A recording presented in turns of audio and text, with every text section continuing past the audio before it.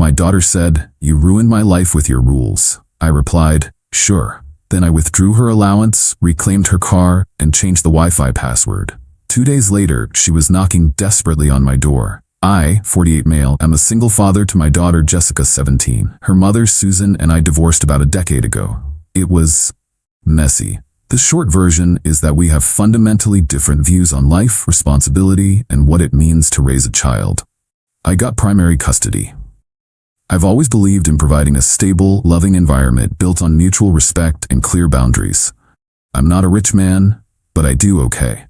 I've worked hard to give Jessica a life far better than the one I had. She has a nice bedroom, a closet full of clothes, the latest iPhone on my family plan, and a monthly allowance of $400 that goes directly into her debit account. For her 17th birthday, I bought her a car. A clean, used Honda Civic. It's in my name, and I cover the insurance and gas. All I ask for in return are 3 things. Maintain a B average in school. Help with basic household chores, her own laundry, dishes after dinner, keeping her bathroom clean. A curfew of 11 p.m. on weeknights and 1 a.m. on weekends. These are not, in my opinion, the rules of a tyrant. They are the baseline for living in a shared space and preparing for the real world. For the past year, things have been slipping. Her grades dipped to a C, the chores became a constant battle, and the curfew was treated as a vague suggestion. Every attempt at a conversation devolved into a fight. She'd spend most of the time texting, presumably with Susan, who has always positioned herself as the cool mom and me as the warden. The breaking point came last Tuesday. I got an email from her history teacher about a major project she hadn't turned in. When I brought it up, she was sitting on the sofa, scrolling through TikTok. "Jessica, we need to talk about this email." She didn't look up. "K. This project is 30% of your grade. Your teacher says you haven't even started." She finally locked her phone and glared at me. "OMG, I'll do it. It's not a big deal." "It is a big deal. This, plus your other grades, and the fact that you blew off your curfew by 2 hours last Saturday, these are issues. We have rules for a reason." And then she said it, the words that felt like a switch flipping in my head. She stood up, her face twisted with a kind of theatrical rage I'd only ever seen in movies. "My God. Your rules. That's all you care about. You have ruined my entire life with your stupid, pointless rules. I hate it here. I can't do anything or go anywhere. All my friends have parents who actually trust them." I just stood there for a moment. All the years of packed lunches, late-night pickups, helping with homework, paying for everything, all of it just evaporated. There was no argument left in me, no desire to plead my case. I was just done. I looked at her, my voice quieter than I've ever heard it. "Sure." She blinked, surprised by my lack of fight. "What? You're right. Your life, your choices. If my rules are ruining your life, then you shouldn't have to live with them, or with the things those rules provide." I walked to the little key rack by the door and took the key to the Civic off her sparkly unicorn keychain. I dropped it into my own pocket. Her jaw fell open. "What are you doing?" "My car, my rules. You don't like the rules, you don't get the car." I then picked up my phone, opened my banking app, and canceled her recurring $400 allowance. I showed her the confirmation screen. My money, my rules. I walked over to the router in the hallway and unplugged it. "I'll be changing the Wi-Fi password, my internet, my rules." I went to my office and shut the door. I could hear her screaming, calling me insane, a psycho. Then, a door slammed and I heard the Civic, ironically, fire up in the driveway. I glanced out the window and saw her peel out. I sighed. I knew she had a spare key hidden somewhere. That was fine. I'd deal with that tomorrow. About 30 minutes later, my phone buzzed incessantly. It was Susan. I let it go to voicemail. The message was exactly what you'd expect. A screeching tirade about how I was a monster engaging in financial abuse. Jessica didn't come home that night, or the next day. I knew she was at her mom's. I spent the evening in a quiet house, feeling a strange mix of grief and calm. The next morning I called a towing service and had the Civic brought back from Susan's street and parked in my garage. I then called my mobile provider and had Jessica's line downgraded. No more unlimited data. Just basic talk and text, for safety. That brings us to tonight, 2 days after the blow-up. Around 8 p.m., there was a knock on the door. Not a normal knock. It was fast, insistent, desperate. I opened it to find Jessica standing there, shivering slightly. She wasn't crying. She just looked furious. "I need the Wi-Fi password," she said, not as a request but a demand. My paper is due tomorrow, and I can't use all of Mom's hotspot data. I just looked at her. The public library is open for another hour. They have free internet. Her eyes narrowed. Are you serious? I'm not going to the library like some homeless person. Just give me the password, Dad. No, Jessica. Then I need the car. My friends are going out and Mom's husband won't let me use their car because he's a jerk. I'm sorry to hear that. You don't have a car anymore. This is insane. You can't just do this. She shrieked, her voice cracking. You're my father. You're supposed to provide for me. I am. There is a roof over your head right here. There is food in the fridge. Your bed is made. You are welcome to all of it as long as you follow the rules of this house. But the extras, the privileges, those are earned. You said I ruined your life, so I've given you your life back, free of my rules and their benefits. This is what you wanted. She just stared at me, speechless with rage. Then she turned and stomped away, pulling out her phone, probably to summon her mother. I just closed the door, leaned against it, and let out a long, slow breath. I don't know what happens next, but it feels like the beginning of a whole new war. Ada? I don't even care anymore. Update 1. Well, it's been a week. Thanks for the support. It means more than you know. The war I predicted has arrived, and it's a bureaucratic nightmare. A couple of hours after Jessica stormed off, Susan's car pulled up. She didn't try to enter. She laid on the horn until I came to the door. She stood on my porch and let loose a furious theatrical performance for the whole neighborhood. The conversation was pointless. How dare you cut her off? She's a child. Me, she's a 17-year-old who needs to learn that actions have consequences. You took her car. How is she supposed to get to school? To her job? What job? She told me last month she quit her weekend gig at the bookstore. Susan's face faltered for a second. Turns out, Jessica had been lying to both of us. She'd been telling her mom she was at her job when she was out with friends, and using the job as an excuse to demand gas money from me. A chillingly seamless lie. This isn't just teen rebellion. This is calculated. The porch-side screaming match ended with Susan yelling that I was an unfit father and that she would be taking me back to court. Jessica will be living with me. Get ready to pay, you cheap bastard. I just said, okay, Susan, which seemed to infuriate her more than any shouting match could have. The next escalation came from the school. I got a call from the guidance counselor, Ms. Barbara. She sounded very concerned and asked if I could come in for a meeting with Susan and Jessica next week. Apparently, Jessica had gone to her in tears, claiming I had a volatile temper and had kicked her out. Susan had followed up with her own call backing the story. They were building their narrative. This time, I didn't just get sad. I got strategic. The meeting being a week away was a gift.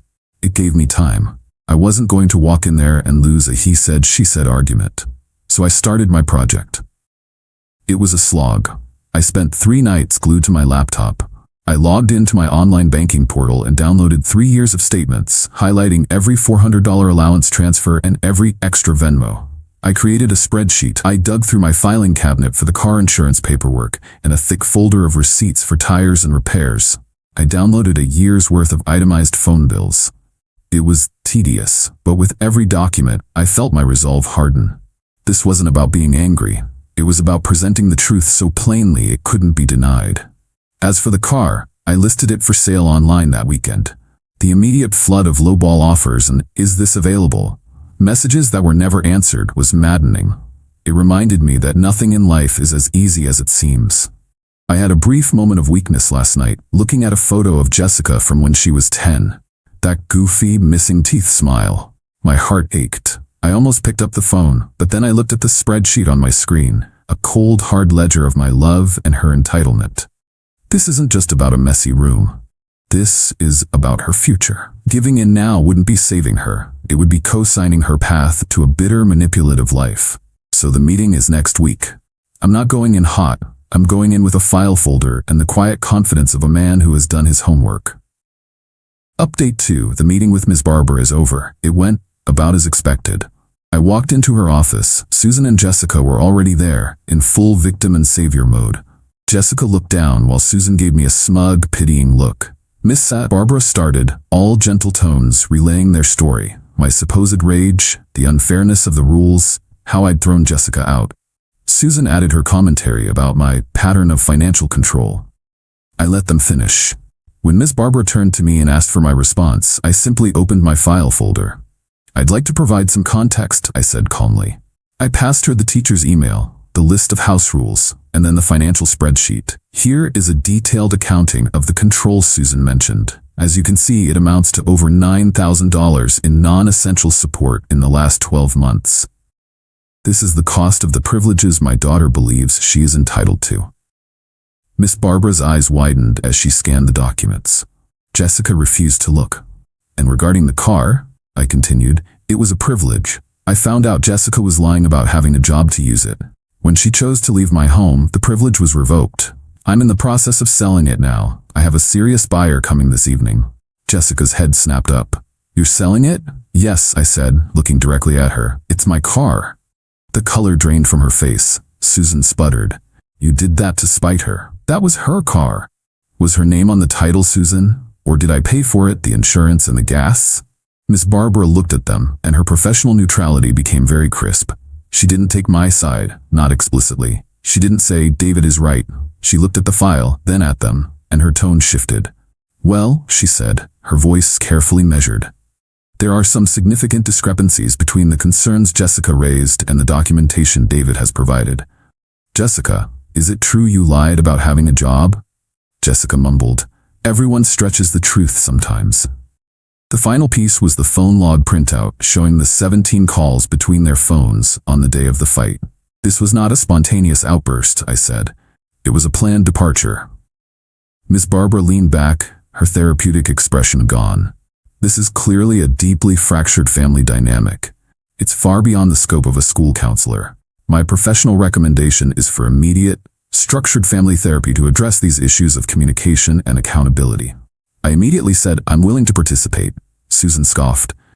"Therapy? He's the one who needs therapy. We don't need a stranger to tell us that he's the problem." And that was that. The meeting ended. Susan dragged Jessica out. I didn't get an apology, but I got something better. The truth, documented and delivered. The narrative they tried to build had crumbled. I went home and sold the Civic that evening to the young man who came to see it. He was respectful and paid my asking price. Handing over the keys felt like closing a door, final and necessary. I feel empty, but clear. Final update. Hello everyone. It's been a while. This is the last update. The chapter is finally closed. Susan, true to her word, took me to court. It took nearly 5 months of legal wrangling, paperwork, and delays. It was a miserable, soul-crushing process. She filed for an emergency modification of custody and demanded a significant increase in child support, retroactive to the day Jessica moved in. Her petition was filled with the same tired lies. This time, I was ready. I hired a sharp lawyer who loved my file folder. He warned me that family court is unpredictable and that a win isn't always what you think it is. The day in court was surreal. Susan's lawyer painted me as a cold, vindictive father. They demanded $1,500 a month and retroactive payments. When it was our turn, my lawyer systematically presented the evidence. He didn't just defend, he built a case for premeditated financial opportunism. Then he played our hand. "Your Honor, my client agrees to the change in primary physical custody." Susan and Jessica smirked. They thought they'd won. "However," he continued, "we contend that child support should be calculated based on the state's mandatory minimum guideline. The lifestyle Mr. My Last Name voluntarily provided went far beyond his legal obligation. Since that lifestyle was actively rejected, he should not be legally compelled to fund it." He presented the calculation. The state minimum, based on our incomes, was $480 a month, a pittance compared to what they wanted. Furthermore, he concluded, given that this entire legal action was based on demonstrable falsehoods intended to manipulate the court, we are petitioning for relief for my client's legal fees. The judge, a stern-looking woman, reviewed everything. Her ruling was a masterclass in judicial cold water. She gave Susan a blistering lecture on using the court system as a tool for vengeance. She granted the custody change. She ordered me to pay the state minimum of $480 per month, ending upon Jessica's 18th birthday. She denied the retroactive support. Finally, she addressed the legal fees. She didn't award me 100% of my fees, but she did find that the petition was largely frivolous and brought in bad faith, and ordered Susan to reimburse me for a significant portion of my costs, about $4,500 of the $6,000 I had spent. The silence on their side was deafening. Susan looked like she'd been punched. She had won custody of a resentful teenager and had not only failed to get her payday, but was now thousands of dollars in debt to me. Jessica finally looked up, and for the first time, I think she understood the magnitude of the consequences. The fallout was predictable. I get a check for my legal fees every month. I pay my $480 in child support. Jessica reached out a month ago. A text, "Can I come home?" It hurt to type my reply. "My home and my rules have always been here for you. Are you ready to accept them?" She replied, "But can I have my car back?" She still didn't get it. Denial is a powerful thing. My response was my final one. "The car is gone, Jessica. I told you that. The choice is about whether you want to be a part of this family, not what you can get out of it." She never replied. I hear through the grapevine she's working at a fast food place, saving money. Her mom makes her contribute to rent. She's living the consequences. Maybe one day it will forge her into a responsible adult, or maybe not. My house is quiet. I use the money from the car sale to remodel my kitchen. I've reconnected with old friends. I'm even dating someone new. Life is moving forward. It's a different life, with a Jessica-shaped hole that still aches, but it's a life free of manipulation. I didn't get a Hollywood ending. I got a real one, where justice wasn't a lightning bolt but the slow, grinding arrival of inevitable consequences. And for the first time in a very long time, I am at peace.